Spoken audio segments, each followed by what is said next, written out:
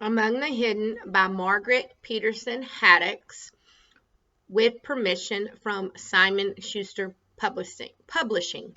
Chapters 15 and 16. Chapter 15.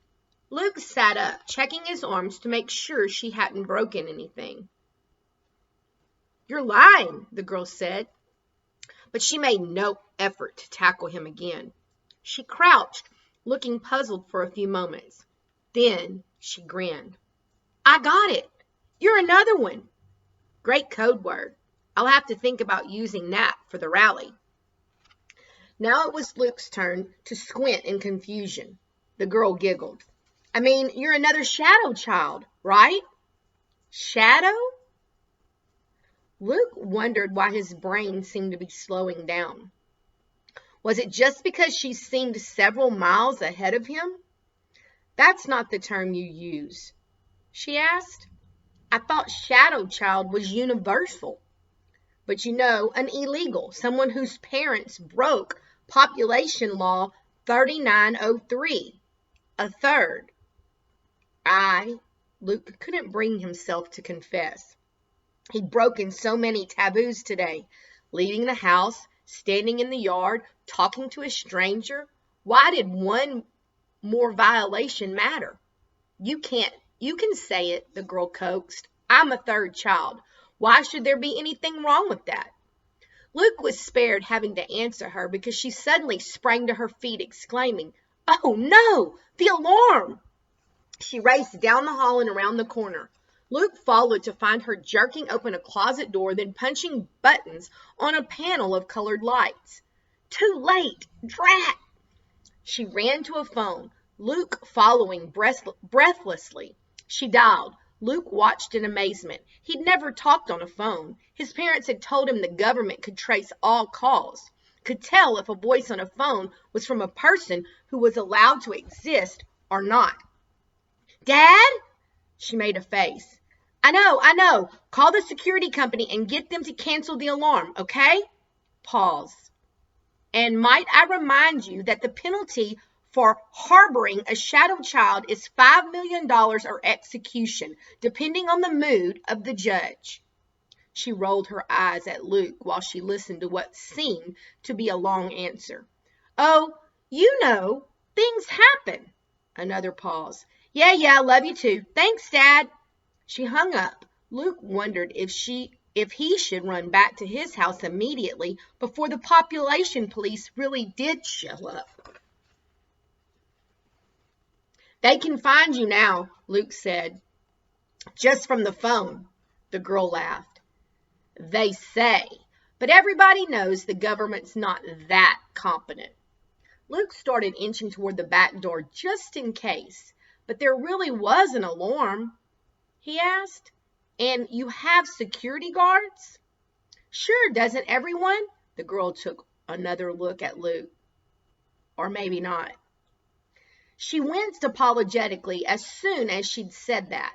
Luke decided to ignore the insult. "Do the security guards know you're here?" he asked. "Of course not," the girl said. "If they came, I'd have to hide. Personally, I think my family just has the alarm system to make sure I stay in the house. They don't know I can disable it. But," she gave him an evil grin, "I set it off sometimes, just for fun." "That's fun?" Luke asked. He thought another third child would understand him, be just like him. This girl sure wasn't. "Aren't you scared the guards might find you?" "Not really," the girl shrugged. "And see, doing it on purpose every now and then helped us today. My dad didn't really even ask why the system needed to be stopped. He just thought it was me making trouble again." In a twisted way, she kind of made sense, but trying to figure everything out made Luke's head hurt. He glanced toward the door. If he could just get safely home, he'd never complain about being bored again. Here, he felt as baffled as Alice in Wonderland from one of the old books in the attic. Or he remembered something he'd read in a nature book. Maybe he was like the prey of a snake that hypnotized its victims before it ate them. He didn't think the girl would hurt him, but she might keep him confused and fascinated until the population police or the security guards or someone else arrived. The girl saw where he was looking. "Am I scaring you?" she asked. "Shadow kids can be so jumpy. You're safe, you know. How about if we start over? Would you care for a seat? What's your name, anyway?" "Luke," told her. "Nice to meet you," the girl said, shaking his hand in a way that made him feel like she was kind of fun, making fun of him. Then she led him to sit down on a couch in the room he'd first entered. She perched beside him. "I'm Jen. Really, it's Jennifer Rose Talbot. But do I look like a Jennifer?" She shook her head and spread out her arms as if Luke should understand something from her rumpled sweatshirt and messy hair. Luke frowned. "I don't know," he said. "I don't know any Jennifers. Just Matthew and Mark and Mother and Dad." He knew his parents' real names were Edna and Harlan, but he wondered if he shouldn't keep that a secret. Just in case. Probably he shouldn't have even mentioned Matthew and Mark. But he was surprised into it, thinking suddenly about how there was a world full of people outside his house, with a world full of different names he'd never heard of. The girl said. "Then I have to explain.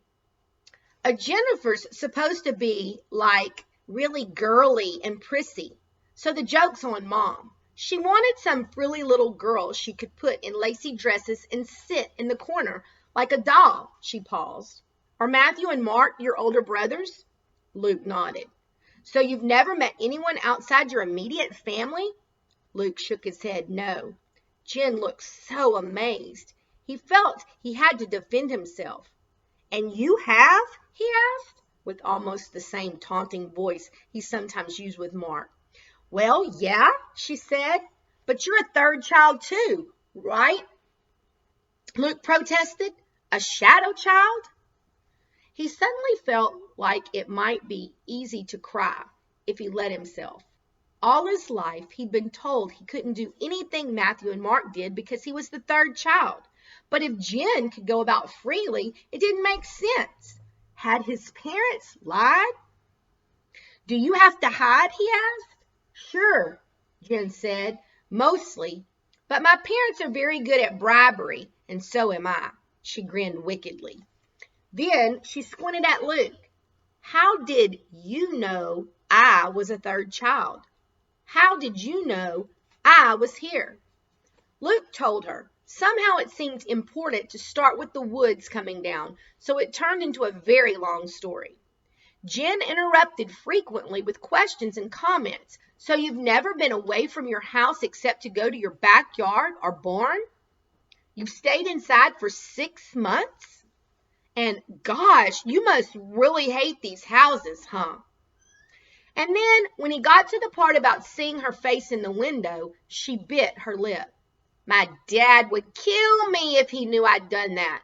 But the mirrors were messed up, and Carlos bet me I didn't even know what the weather was outside. And..." "Huh?" Luke said. "Mirrors? Carlos?" Jen waved around his questions. "Luke Garner," she announced solemnly, "you have come to the right place. Forget that hiding like a mole stuff. I'm your ticket out." Chapter 16. "Want any more potatoes, Luke?" Mother offered that night at supper. "Luke," her voice got more instant. "Luke!" Luke jerked his attention back to his family. Mother was holding the bowl of mashed potatoes out to him. No," Luke said. "No thanks. I still got some." "More for me," Mark crowed. Luke tuned them out again. He'd barely eaten his first serving of potatoes. He'd been so busy thinking about his secret visit to the Sports family house that he couldn't believe he'd dared to go. Just the thought of his run through their yard made his heart beat fast, remembering fear and pride. He'd really done it. And then meeting Jen was amazing. There was no other word for it. He was so overwhelmed with wonder at everything he'd seen at her house, everything that she told him, that he started to say, "Did you know that Jen?" At the last minute, he clamped his teeth shut, holding the words in. He thought he'd burst. He could feel his face flush red with the effort of keeping still. He bent his head low over his plate so nobody would see. How could he ever manage to keep Jen secret? But he had to, because if he told, they would forbid him to go back. And he had to go back. "We'll set up a signal," Jen had said, "something I can see. But you don't have vents to look out like I do," Luke protested. "You can't look out the windows." "Oh, when the mirrors work, it's not a problem. Look." She took him over to a window near the sliding glass door and showed him a mirror that reflected a wide view of the Talbots' backyard and the landscape beyond. It showed just the corner of the Garner's barn. But when Jen turned it a bit, the entire Garner house came into view. Luke wondered if his parents could set up the same kind of system. Then he looked at the mirror again and decided it might be expensive. And anyway, how could he explain where he'd gotten the idea? "So let's see," Jen said, "a signal. I've got it. How about if I look out every morning at 9, and if you can come over, you shine a flashlight at me. I'll shine one back if everything's safe." "We don't have any flashlights," Luke said. "Not that work, I mean." Jen frowned. "Why not?" "We haven't had any batteries in, 4 or 5 years," Luke explained. In fact, he felt proud even to remember what a flashlight was. Okay, Jen said. "No flashlight, no computer." "Oh, we have a computer," Luke said. "My parents do, and I think it still works, but it's in Dad's office in the front of the house, and I'm not allowed in there. And anyhow, I'd never be allowed to touch the computer." He remembered once when he was young, maybe 3 or 4, and he followed Mother into Dad's office while she was cleaning. The rows of letters on the computer keyboard had looked like a toy to him, and he'd reached one finger up and tapped the space bar over and over again. Mother had turned around and freaked out. "They can find you now," she screamed. "If they were watching." And for weeks after that, she'd hidden him even more carefully than ever, locking him in his room when she had to go outside. Jen rolled her eyes. "Don't tell me your family believes that government propaganda stuff," she said. "They've spent so much money trying to convince people that they can monitor all the TVs and computers. You know they couldn't have afforded to actually do it. I've been using our computer since I was 3, and watching TV too, and they've never caught me." "How about a candle?" "What?" It took Luke a minute to realize she was talking about the signal again. "The candles. They're all in the kitchen, and I'm not allowed." Jen mimicked the words as he said them again. "To go in there." "They've got you on an awfully short leash, don't they?" she asked.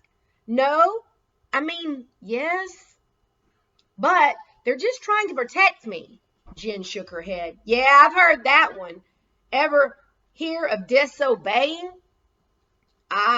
Luke started defensively. "I'm here, aren't I?" Jen laughed. "Got me, but listen, if you can't do candles or a flashlight, how about just turning on a light that I can see?" Luke was quicker this time, figuring out that she was still talking about the signal. "The one by the back door," Luke said. "You can't miss it." He wasn't allowed to turn that on either, but he didn't dare say, "Not allowed" again. Now Luke toyed with his mashed potatoes. His entire conversation with Jen had been like that. She mocked, he defended, but she always got her way. Of course, he defended her to himself. She knew and had seen so much more than him. After he'd finished his story on the couch, she told him hers. "First," she'd said defiantly, "my parents had me on purpose 13 years ago. Mom already had Bull and Brawn from her first marriage." "Your brothers?" Luke asked. "Yeah, Belton and Braunley, really. But what kind of names are those for knuckleheads like them? Mom was going through some snobbish upper-class phase with husband number one. She'd had more than one husband? Luke asked. He didn't know that was possible. Sure, Jen said. Dad, who's really my stepdad, is number 3. Luke found that so confusing. He just kept his mouth shut. Anyhow, Jen said, Mom was dying to have a little girl, so when she and husband number 2 got together, she went and paid some doctor lots of money so she could get pregnant. What if you'd have been a boy? Luke asked. Oh, they got in on the beginning of the gender selection experiments. Luke must have given Jen a particularly blank look because she explained it. That means they made sure I was a girl. Doctors can do that, you know, but the government outlawed the procedure because they were afraid it'd throw the population even more out of whack. I'm sure my parents paid a lot for it. Were your mom and dad trying for a girl? Luke thought about it. He'd remembered Mother saying she'd wanted 4 boys. But would she have wanted a girl even more? Someone like Mother? He couldn't really picture a girl in his house. They weren't trying for anything, he said. I was a surprise. Luck. Jen nodded. I didn't think they paid for you, she said. Then she put her hand over her mouth. That sounded really terrible, didn't it? I didn't mean anything by it. It's just, you're the first person I've met who wasn't a baron. How do you know I'm not? Luke said stiffly. Well, Jen waved her hand in the way that made Luke even more aware of the contrast between his ragged flannel shirt and patched jeans and Jen's perfect house. Look, don't be mad. It doesn't matter. Or maybe it does. But I think it's cool that you're not a baron. You can help me even more. Help? Luke asked. With the rally, Jen said. She bit her lip. Should I? There's no way you could be an infiltrator, is there? Can I trust you? Of course you can, Luke said. He felt insulted again. Jen leaned her head back and stared at the ceiling as if an answer were written there. Then she looked back at Luke. I'm sorry. I'm botching this. I'm not used to really talking, just on the net. Look, I trust you, but I'm not the only one involved, so let's wait, okay? Okay, Luke said, but he couldn't help sounding injured. Jen leaned over and gave his shoulders a quick shake. Oh, don't say it like that. Say, okay, Jen, I respect your judgment. Or, okay, Jen, whatever you think is best, she giggles. That's what Dad tells me I should say when I disagree with him. Can you believe it? Lawyers. Luke was glad the subject had changed. Your dad's a lawyer, he asked. Jen rolled her eyes. Yeah, all Mom's husbands have been. Strange taste, huh? Number 1 was an environmental lawyer, of all things. Number 2 was a corporate. That's how they'd had enough money to get me. And Dad number 3 is the government. High up, I might add. But if you're an illegal, Luke hadn't thought he could get any more confused. Jen laughed. Haven't you heard? Government leaders are the worst ones for breaking laws. How do you think we got this house? How do you think I got internet access? How do you think we live? I don't know, Luke said, fully honest. I don't think I know much of anything. Jen patted his head as if he were a little kid or a dog. That's okay, she said. You'll learn. It wasn't long after that Luke said he had to leave because he was afraid Dad or Matthew or Mark might come in for lunch a little early. He dreaded the trip back. Jen walked him to the door, chattering the whole way. I'll fix the screen and deal with the security system, so no one will ever know you were here, she said. And oh, no! Luke followed her gaze. She was staring at 3 pinpoints of blood on the carpet. I'm sorry, Luke said. That must have been from when I scraped my hand. I'll clean it up. There's still time. Secretly, he was glad of the delay. No, Jen said impatiently. I don't care about the carpet. It's just that Mom and Dad will know, and when they see I don't have any cuts. And then, before Luke even knew what she was doing, she thrust her hand toward the torn part of the screen. The jagged edge didn't cut immediately, so she held the screen with her right hand and raked it across her left. When Jen pulled back her hand back, Luke saw a gash even deeper than his. Jen squeezed out a few drops of blood and let them fall to the carpet. There, she said. Stunned, Luke backed out the door. Come back soon, farmer boy, Jen said. Luke turned and ran, blindly, not even slowing down to creep alongside the barn. He went straight to the back door of his house, yanked it open, and let it bang shut behind him. Now, sitting at supper, he felt his heart pounding again as he thought of how dangerous that had been. Why hadn't he looked first? Why hadn't he crawled? He poked his fork into his potatoes, now gone cold and congealed. He watched Mother gathering up dirty dishes while Dad, Matthew, and Mark leaned back in their chairs, talking of grain fields. Jen had scared him. That was why. Seeing her cut her hand had terrified him.